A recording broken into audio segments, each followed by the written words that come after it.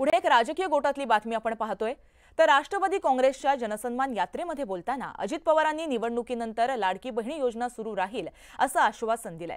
50% शुल्क भरू शकत नसल्याने काही मुलींनी जीवन संपवलं। फुले शाहू आंबेडकरांच्या महाराष्ट्रात मुली जीवन संपवत असतील तर या अर्थमंत्री पदाला काय महत्त्व आहे? सत्ता येत राहील, जात राहील, माणूस जगला पाहिजे, मुलगी शिकली पाहिजे असं वक्तव्य अजित पवार यांनी केलंय।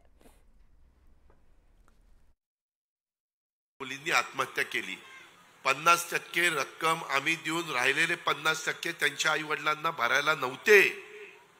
मग ती मुलगी म्हणली मग मी जगून काय करू, आणि तिने स्वतःचं जीवन संपवलं। काय शिवशाहू फुले आंबेडकरांच्या महाराष्ट्रामध्ये ही गत, आणि आम्ही अर्थमंत्री काय त्या अर्थमंत्र्याला चाटायचंय? अरे सत्ता येईल, सत्ता जाईल, सत्तेकरता आम्ही हपापलेलं नाहीये। माणूस टिकला पाहिजे, माणूस जगला पाहिजे, माय माऊली टिकली पाहिजे, मुलगी शिकली पाहिजे। पुन्हा पाहूयात उर्वरित बातम्या। यंदा मान्सून वेळेवर आला आणि पाऊसही चांगला पडला, पण आता मान्सून वेळेवर न परतण्याची शक्यता निर्माण झाली आहे। हवामान खात्याच्या शास्त्रज्ञांच्या म्हणण्यानुसार कमी दाबाची प्रणाली तयार झाल्यामुळे यावेळेस मान्सून परतण्यास उशीर होणार आहे। या कालावधीमध्ये सप्टेंबरच्या अखेरपर्यंत किंवा त्याहूनही पुढे जाऊ शकतो। अशा परिस्थितीमध्ये उन्हाळ्यात लागवड केलेल्या पिकांचं नुकसान होऊ शकतं। यावर्षी मुगाचं चांगलं उत्पादन होतंय। असं जरी असलं तरी मुगाचे दर गडगडल्याचं चित्र बाजारामध्ये दिसतंय। यावर्षी केंद्र सरकारनं मुगाला प्रति क्विंटल 8,682 रुपये दर दिलाय, मात्र बाजारामध्ये 6,000 ते 7,000 रुपये प्रति क्विंटल असाच दर मिळतोय। टोमॅटोच्या दरात सध्या चांगलीच घसरण झाल्याचं पाहायला मिळतंय। गेल्या महिन्याच्या तुलनेमध्ये यंदा टोमॅटोला प्रति क्विंटल 2,800 ते 3,500 रुपये भाव मिळतोय। दरम्यान आता क्विंटल मागे टोमॅटोला 1,000 ते 1,500चा भाव मिळतोय। कल्याणमध्ये सध्या रस्त्यांवरील खड्ड्यांमुळे वाहतुकीला चांगलाच फटका बसतोय। खड्ड्यांमुळे स्थानिकांमध्ये मणक्याचे आजार वाढत असल्याचं चित्र समोर आलंय, त्यामुळे रस्त्यांची तात्काळ दुरुस्ती करण्याची मागणी जोर धरतीये।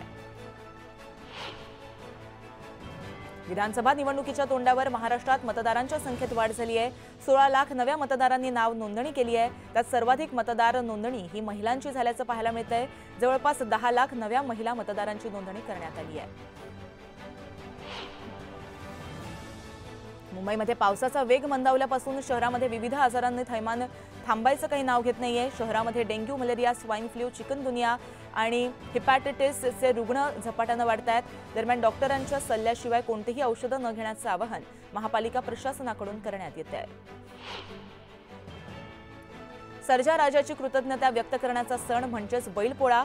मोठ्या उत्साहामध्ये हा सण संपूर्ण महाराष्ट्रामध्ये साजरा केला जातो। बैलपोळ्याच्या पार्श्वभूमीवरती लासलगाव कांदा मार्केट बंद राहणार आहे। कांदा लिलावासह इतर शेतमालाचे लिलाव देखील बंद राहणार आहेत।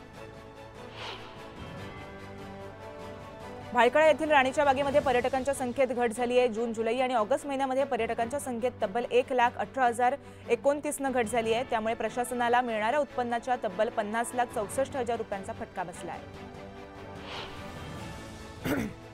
कुलाबा बांद्रे सिप्स मेट्रो 3 मार्गिका वाहतूक सेवेमध्ये दाखल होणार याची मुंबईकरांना प्रतीक्षा असतानाच दुसरीकडे या प्रकल्पातील 576 बाधितांना योग्य पुनर्वसनाची प्रतीक्षा आहे।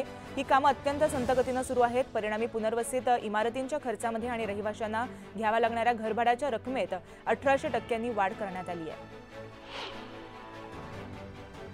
ऑगस्टमध्ये मुंबईत 11,631 घरांची विक्री झाली असून या घर विक्रीतून राज्य सरकारला मुद्रांक शुल्क वसुलीतून 1,061 कोटी रुपयांचा महसूल मिळालाय।